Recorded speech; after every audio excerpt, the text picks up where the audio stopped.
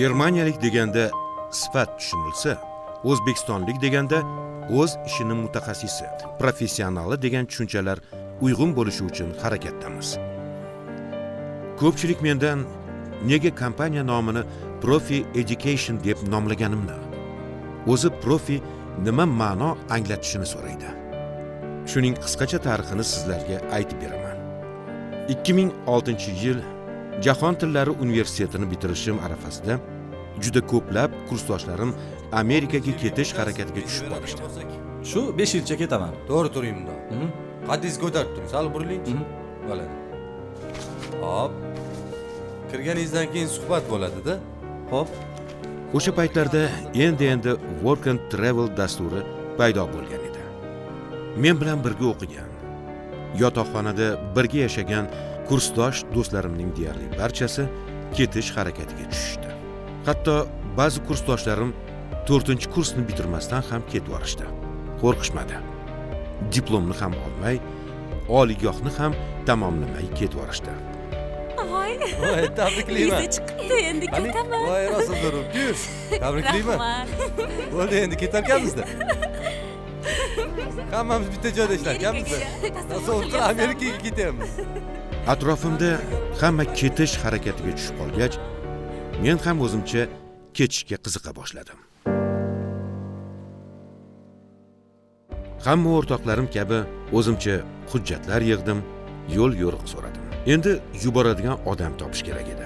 Bir amallab o'sha yuboradigan odamni topdim. Xizmat haqqi $490 bo'lishini, bilet va boshqa xarajatlar ham bo'lishini aytdi. Lekin o'sha $490 ni oldindan hujjatlar bilan birga berish kerakligini aytdi. O'sha paytlari dadam ham ishsiz edilar. Uydan najot deyarli yo'q. Hamma hujjatlarni yig'dim. Ammo $490 pulni topa olmadim. Keyin esa o'sha ketgan o'rtoqlarim bilan emailda gaplashib yurdim. Qarasam, biri pizzaxonada pizza tashuvchi bo'lib ishlayotgani, bittasi ofitsiant bo'lganini aytdi. Yana bir do'stimdan so'rasam, katta supermarketda tozalik bo'yicha menejerman dedi. Keyin bilsam, farrosh bo'lib ishlar ekan. Ha, men Amerikaga keta olmadim. Lekin bir dona bo'lsa ham o'z yo'nalishida professional odam tayyorlashni oldimga maqsad qildim. Keyin bir narsani tushunib yetdim. Amerikada yashaysanmi, O'zbekistondami yoki boshqa davlatdami, faqatgina o'z ishingni ustasi, ya'ni professionali bo'lsangina sen pulni ketidan emas, pul seni ketingdan quvlar ekan.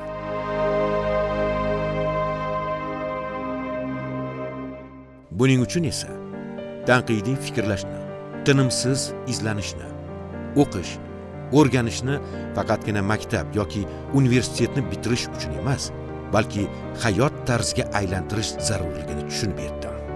Shundan kompaniyaning va o'zimning oliy maqsadim vujudga keldi.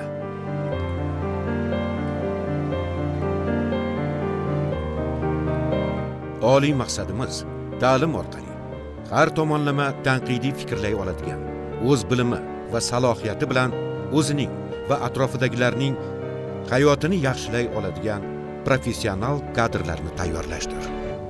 Bir vaqtlar ijaraga olingan 3 ta kichik xonada ish faoliyatini boshlagan Profi Education loyihasi o'quvchilardan tushgan mablag'larni reinvestitsiya qilish evaziga jadallik bilan rivojlanib, hozirgi kunga kelib bog'cha, maktab va nufuzli universitetga aylandi.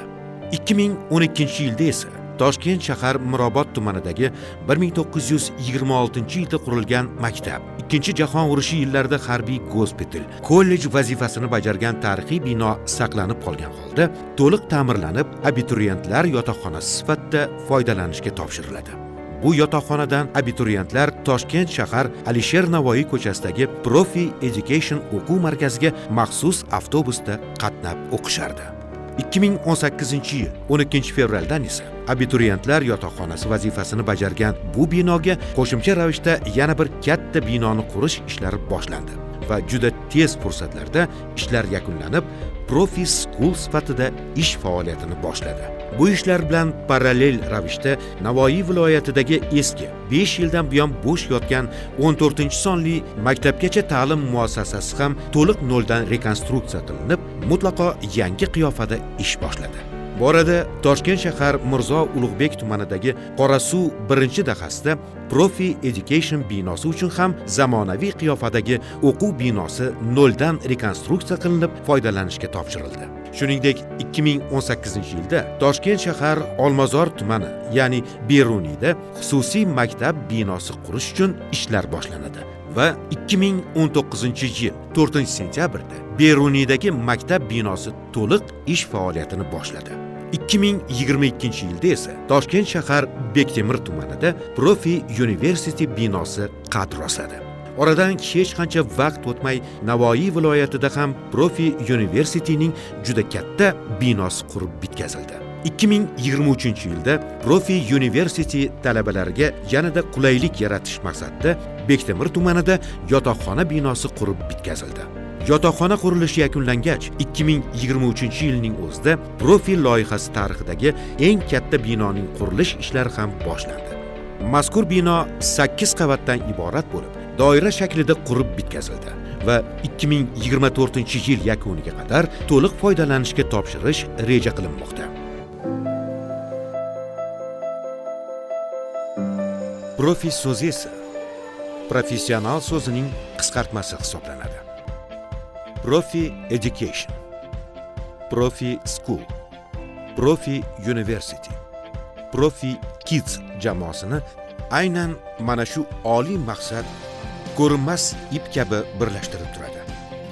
Jamoadagi har bir o'qituvchi, har bir xodimga energiya beradi. Har bir ishni o'zi uchun qilgandek vijdonan qilishga undaydi. Bu kimgadir oddiy havoyi gaplardek tuyulishi mumkin. Balki biz bu maqsadimizga umrimiz davomida ham yeta olmasmiz. Ammo ishonchim komilki, bu oliy maqsad qachondir albatta ro'yobga chiqadi. Nemis deganda sifat tushunilsa, o'zbek deganda professional degan tushunchalar uyg'un bo'ladigan payt keldi. Tarbiya biz uchun yo hayot, yo mamot, yo najot, yo halokat, yo saodat, yo falokat masalasidir. Profi Group ta'lim klasteri